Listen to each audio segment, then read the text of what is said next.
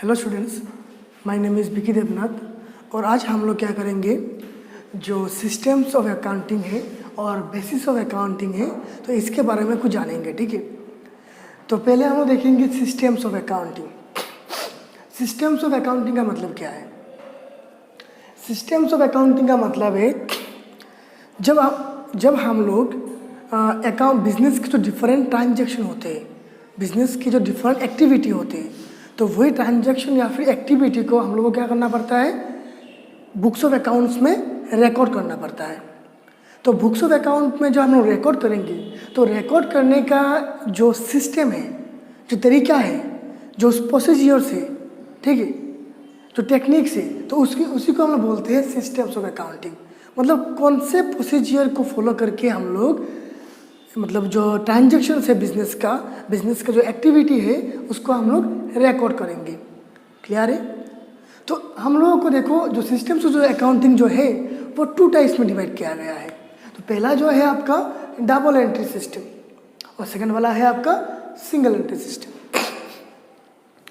जो double entry system जो है तो उसके बारे में तो ऑलरेडी हम लोग जानते हैं। मतलब जो पहले जो क्लास था, अब मतलब हिस्ट्री ऑफ अकाउंटिंग, उसमें हम आप लोगों को बोला था मैंने डबल एंट्री सिस्टम के बारे में, और आज हम लोग उसको समझाएंगे डबल एंट्री सिस्टम का एक्चुअली मतलब क्या है। क्लियर है? तो देखो, डबल एंट्री सिस्टम का मतलब क्या है।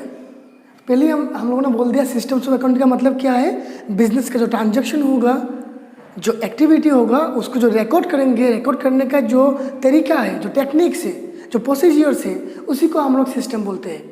ठीक है, तो डबल एंट्री सिस्टम का मतलब क्या? मतलब है जो हम लोग बिजनेस का जो ट्रांजैक्शन को रिकॉर्ड करेंगे ना, वही ट्रांजैक्शन को जब रिकॉर्ड करेंगे उसका 2 एस्पेक्ट रिकॉर्ड होगा।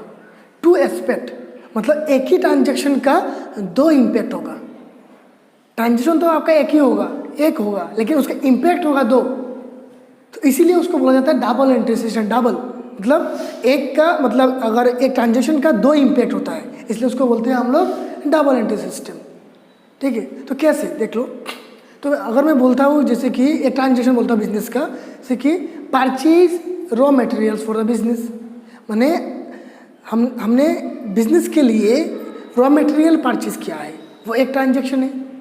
तो अगर मैं उसको रिकॉर्ड करूँगा with the help of double entry system, तो उसका एंट्री क्या हो जाएगा? उसका एंट्री हो जाएगा, देखो, आपका purchase account debit to cash account. मतलब देखो यहाँ पर परचेज अकाउंट डेबिट एक मतलब एक्सपेक्ट है, और 2 कैश अकाउंट वो अलग एक एक्सपेक्ट है। 2 अलग अलग एक्सपेक्ट है, मतलब 2 इम्पैक्ट हो रहा है। तो वैसे ही अगर कोई भी ट्रांजैक्शन का रिकॉर्ड करने के टाइम अगर हम लोग 2 इम्पैक्ट हो जाता है, तो उसको हम लोग बोलते हैं डबल एंट्री सिस्टम। तो पहला जो इम्पैक्ट होता है उसको हम लोग बोलते हैं डेबिट, और सेकेंड जो इम्पैक्ट होता है उसको हम लोग बोलते हैं क्रेडिट। और सेकेंड जो इम्पैक्ट होता है उसको हम लोग बोलते हैं क्रेडिट। वही डेबिट एंड क्रेडिट के ऊपर बेस करके हम लोगों का अकाउंटेंसी पूरा चलता है। वही डेबिट एंड क्रेडिट के ऊपर बेस करके। और डेबिट एंड क्रेडिट क्या है वो हम लोग धीरे धीरे समझाएंगे। तो पहले डबल एंट्री जो है वो समझ में आया आप लोगों को। मतलब कोई भी ट्रांजेक्शन हो सकता है बिजनेस का।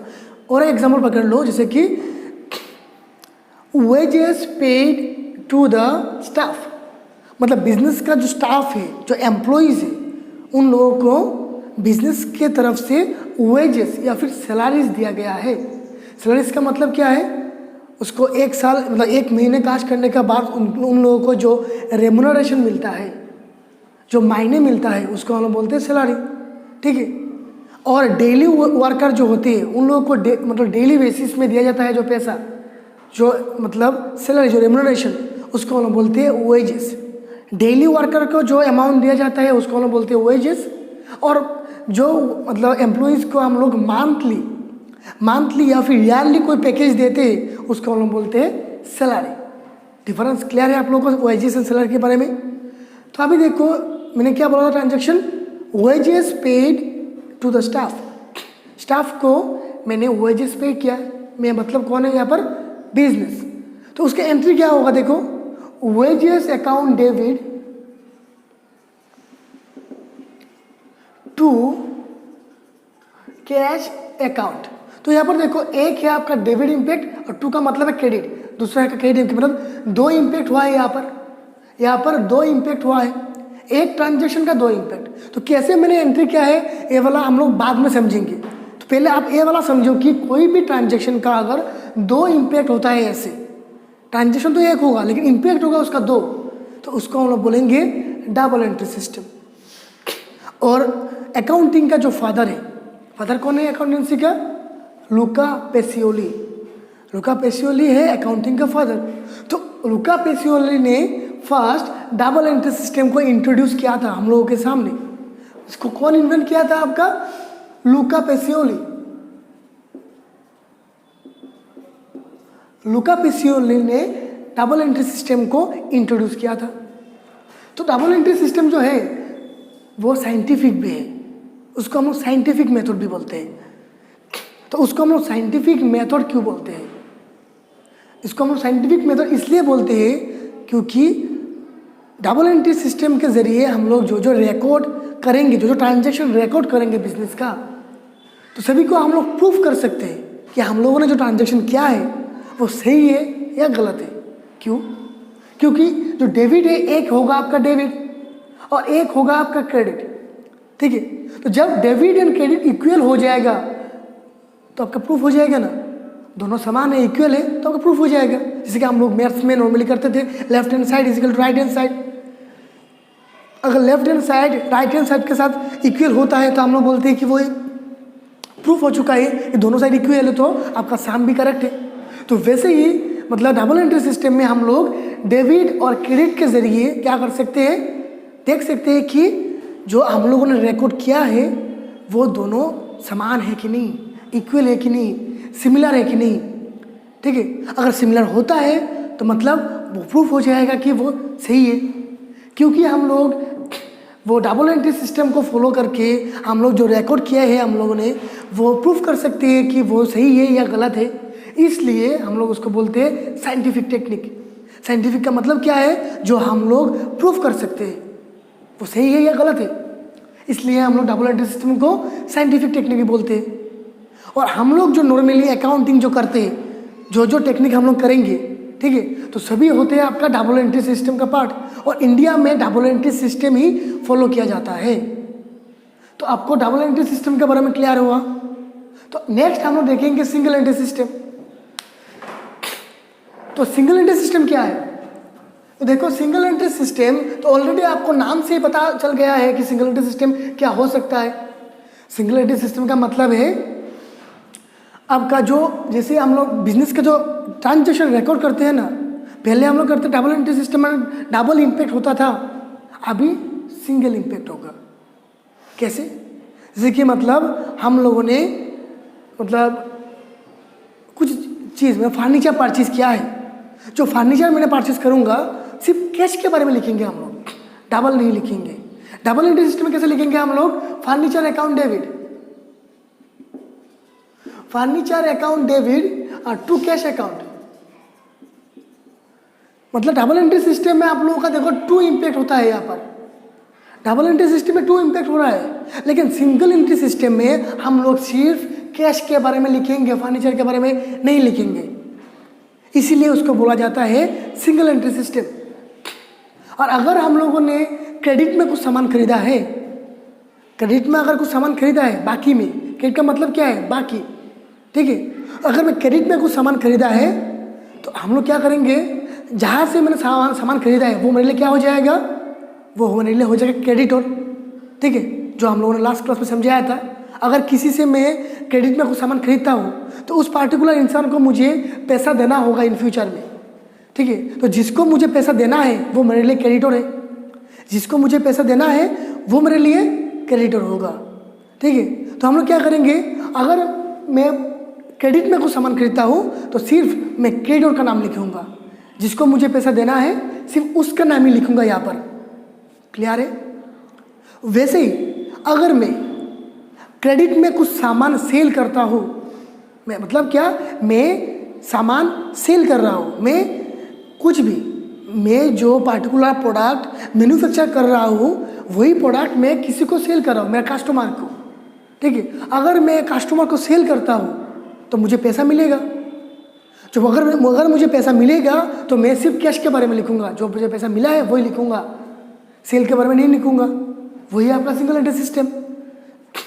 अगर मैं बाकी में भी अगर मैं क्रेडिट में सेल करता हूँ तो मैं क्या लिखूंगा, जिसको मैं सेल करूंगा वो मेरे लिए कौन हो जाएगा, डेटोर। डेटोर का मतलब क्या है, जिससे मुझे पैसा लेना है, जिसको मैंने क्रेडिट में सेल किया है और उससे मुझे पैसा लेना है इन फ्यूचर, तो वो मेरे लिए क्या हो जाएगा, डेटोर हो जाएगा। ठीक है। तो अगर मैं क्रेडिट में कुछ सामान सेल करता हूँ अपने कस्टमर को, तो मैं सिर्फ कस्टमर के बारे में लिखूंगा, मतलब डेटोर के बारे में लिखूंगा और कुछ नहीं लिखूंगा, मतलब एक ही इम्पैक्ट होगा। तो इसीलिए सिंगल एंट्री सिस्टम में हम लोग सिर्फ एक ही इम्पैक्ट करते हैं।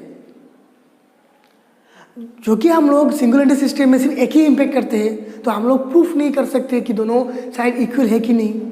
जो हम लोगों ने रिकॉर्ड किया है वो आपका सही है या गलत है, हम लोग प्रूफ नहीं कर सकते। तो इसीलिए इस सिस्टम को हम लोग बोलते हैं अनसाइंटिफिक। वो साइंटिफिक नहीं है, वो साइंटिफिक टेक्निक नहीं है, वो इनसाइंटिफिक अनसाइंटिफिक टेक्निक है। ठीक है। हम लोग इलॉजिकल भी बोल सकते हैं इस पार्टिकुलर सिस्टम को, सिंगल एंट्री सिस्टम को। तो इसीलिए सिंगल एंट्री सिस्टम हम लोग फॉलो नहीं करते। हम लोग जो भी प्रैक्टिकल्स हम करेंगे इन फ्यूचर, सभी हम लोग मैक्सिमम हम लोग डबल एंट्री सिस्टम फॉलो करके करेंगे। तो क्लियर हुआ आप लोगों को double entry system and single entry system. ठीक है। और डेबिट एंड क्रेडिट के बारे में हम लोग बाद में डिस्कस करेंगे। ठीक है। तो क्लियर है आपको आपका single entry double entry system. तो अभी नेक्स्ट आते हैं हम लोग बेसिस ऑफ अकाउंटिंग। अकाउंटिंग का बेसिस क्या है, पहले हम लोगों ने समझा है सिस्टम्स ऑफ अकाउंटिंग, अभी हम लोग समझेंगे बेसिस ऑफ अकाउंटिंग। तो बेसिस ऑफ अकाउंटिंग एक्चुअली क्या है? बेसिस ऑफ अकाउंटिंग का मतलब है हम लोग जो बिजनेस का ट्रांजैक्शन रिकॉर्ड करेंगे, तो बिजनेस का ट्रांजैक्शन रिकॉर्ड करने के टाइम हम लोग अल्टीमेटली क्या रिकॉर्ड कर रहे हैं? बिजनेस का इनकम, बिजनेस का एक्सपेंसेस, बिजनेस का प्रॉफिट, बिजनेस का लॉस। तो बिजनेस का इनकम, एक्सपेंसेस, प्रॉफिट, लॉस जो मॉनेटरी टर्म्स है, ठीक है, तो इसको रिकॉर्ड करने के लिए कौन सा बेसिस हम लोग फॉलो कर रहे हैं, ठीक है, उसको को बोला जाता है बेसिस ऑफ अकाउंटिंग। ठीक है। मतलब हम लोग कैश बेसिस फॉलो कर रहे हैं, एक्रूअल बेसिस फॉलो कर रहे हैं, या फिर हाइब्रिड बेसिस फॉलो कर रहे हैं। तो इसका मतलब क्या है, जो हम लोग इनकम या फिर एक्सपेंसेस होगा बिजनेस का, तो हम लोग उसको कैसे रिकॉर्ड करेंगे, उसको कैसे रिकॉर्ड करेंगे, मतलब उसको कैश बेसिस में करेंगे या एक्रूअल बेसिस में करेंगे, उसी को बोलते हैं हम लोग बेसिस ऑफ अकाउंटिंग। ठीक है। तो आपका कैश बेसिस क्या है, एक्रूअल बेसिस क्या है और हाइब्रिड बेसिस क्या है? कैश बेसिस का मतलब है, देखो बिजनेस का जो एक्टिविटीज़ होते हैं, जो ट्रांजैक्शन होते हैं, मतलब जो बिजनेस परचेज करता है या फिर सेल करता है या फिर पेमेंट करता है, डिफरेंट पर्पस या फिर इनकम होती है बिजनेस का, तो वही एक्टिविटीज़ कभी कभी कैश बेसिस पे होते हैं। मतलब जैसे कि मैंने बिजनेस से कुछ सामान सेल किया है, अगर सेल करूँगा तो मतलब कैश में कर सकता हूँ सेल्स, मैं सामान सेल किया है और मुझे कैश मिल गया है। और एग्जाम्पल जैसे कि मैंने किसी दुकान में गया और दुकान से मैंने क्या किया, कुछ सामान खरीदा है, तो मुझे जब मैं सामान खरीदा मैंने पैसा दे दिया उसको। ठीक है। तो उसी को बोलते हैं हम लोग कैश बेसिस, मतलब वो कैश से रिलेटेड होगा। अगर मैं सामान सेल करता हूँ तो मुझे कैश मिल जाता है एट प्रेजेंट, मतलब इमीडिएटली कैश मिल जाता है। और मैं सामान खरीदता हूँ, परचेज करता हूँ, तो भी मैं क्या करता हूँ, इमीडिएटली मैं पेमेंट कर देता हूँ। तो जिस बेसिस में, जिस सिस्टम में हम लोग सिर्फ कैश के बारे में लिखते हैं और क्रेडिट के बारे में हम लोग लिखते ही नहीं, मतलब जैसे कि बिजनेस में तो सिर्फ कैश ट्रांजैक्शन होगा ऐसा तो नहीं है, बिजनेस में क्रेडिट ट्रांजैक्शन भी हो सकता है और होते हैं, क्योंकि एक बिजनेस सिर्फ कैश के ऊपर नहीं टिक सकता। कोई भी बिजनेस चलने के लिए, स्मूथली फंक्शन करने के लिए cash as well as credit दोनों होना पड़ता है, दोनों प्रेजेंट रहना पड़ता है। ठीक है। मतलब जब हम लोग सेल करेंगे तो हम लोग को कैश में भी करना होगा, क्रेडिट में भी करना होगा। जब हम लोग परचेज करेंगे तो हम लोगों को कुछ मतलब हर ट्रांजैक्शन जो होगा जो कैश में नहीं हो सकता है, कुछ मतलब कैश में होगा तो कुछ क्रेडिट में भी होगा। ठीक है। तो कैश बेसिस का मतलब क्या है? कैश बेसिस का मतलब है बिजनेस का जो ट्रांजैक्शन होगा उसमें से जो कैश ट्रांजैक्शन होगा वही हम लोग रिकॉर्ड करेंगे अकाउंट्स में। जो कैश ट्रांजैक्शन होगा वो हम लोग रिकॉर्ड नहीं करेंगे। सिर्फ only cash transactions, only cash transactions are recorded. Only cash transactions are recorded in the books of account under cash basis of accounting. Cash basis of accounting में only cash जो transaction होगा business का वही record किया जाएगा। Clear? तो फिर accrual basis क्या है? एक्रूअल बेसिस का मतलब है बिजनेस का जो ट्रांजेक्शन होता है, मुझे अभी मैंने समझाया है, बिजनेस का जो ट्रांजेक्शन होगा वो कैश में भी हो सकता है, क्रेडिट में भी हो सकता है। तो एक्रूअल बेसिस का मतलब है कि हम लोग cash basis as well as cash transaction as well as credit transaction दोनों के बारे में रिकॉर्ड करेंगे हम लोग। क्या करेंगे हम लोग? Cash as well as credit transactions are recorded under accrual basis of accounting. Cash as well as accrual basis of transactions, cash as well as credit transaction of the business are recorded in the books of account. जो हम लोग record करेंगे business में, तो cash जो होगा वो भी रिकॉर्ड करेंगे, जो क्रेडिट होगा वो भी रिकॉर्ड करेंगे। क्लियर है? तो कैश के बारे में क्लियर है, एक्रूअल के बारे में क्लियर है। कैश में मतलब सिर्फ बिजनेस का जो कैश ट्रांजैक्शन होगा वही रिकॉर्ड करेंगे, और एक्रूअल का मतलब क्या है? बिजनेस का जो कैश होगा या फिर क्रेडिट होगा दोनों के बारे में हम लोग रिकॉर्ड करेंगे। क्लियर है? तो लास्ट में आता है आपका हाइब्रिड सिस्टम और मिक्स्ड बेसिस। तो मिक्स्ड नाम सुन के आप लोग पता हो चल गया होगा कि ये वाला क्या हो सकता है। उसका मतलब है आप जब हम लोग दोनों बेसिस को एक साथ मिला के अगर कोई सिस्टम को फॉलो करते हैं, कोई सिस्टम को अगर हम लोग दोनों बेसिस को एक साथ फॉलो करते हैं, उसको हम लोग बोलते हैं mixed basis of accounting, hybrid basis of accounting. यहाँ पर दोनों बेसिस को फॉलो किया जाता है। मतलब कुछ ट्रांजेक्शन के लिए हम लोग कैश बेसिस फॉलो करते हैं और कुछ ट्रांजेक्शन के लिए हम लोग एक्रूअल बेसिस फॉलो करते हैं। क्लियर है? मतलब हाइब्रिड बेसिस में या फिर मिक्स्ड बेसिस में हम लोग क्या करते हैं? दोनों बेसिस को एक साथ फॉलो किया जाता है।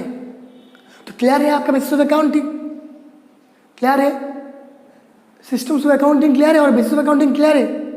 तो अभी देखो हम लोग जो डेबिट एंड क्रेडिट है, अभी देखो हम लोग क्या करेंगे, जो डेबिट एंड क्रेडिट जो है इसके बारे में कुछ जानेंगे।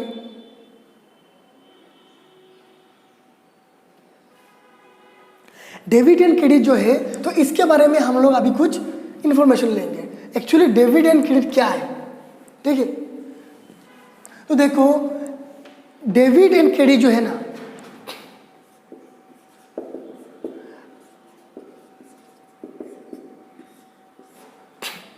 डेबिट एंड क्रेडिट जो है ना, उस डेबिट एंड क्रेडिट के ऊपर ही बेस करके पूरा अकाउंटिंग का सिस्टम चलता है।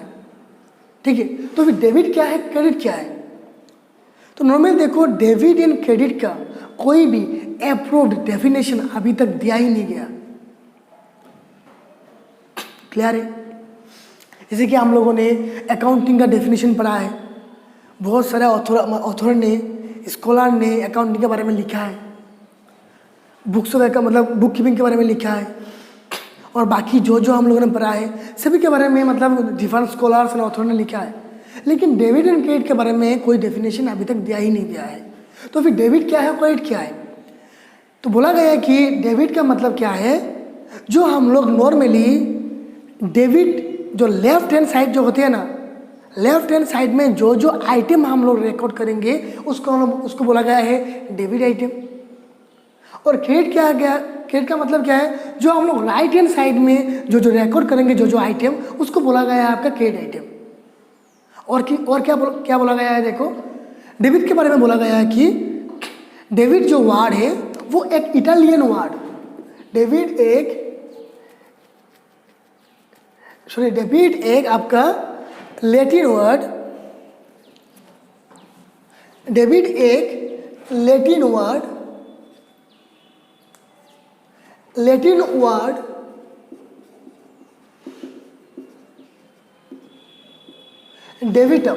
डेबिटम से लिया गया है, उसका मीनिंग भी वही है। डेबिट जो वर्ड है वो एक लैटिन वर्ड डेबिटम से लिया गया है, और क्रेडिट जो वर्ड है वो भी एक लैटिन वर्ड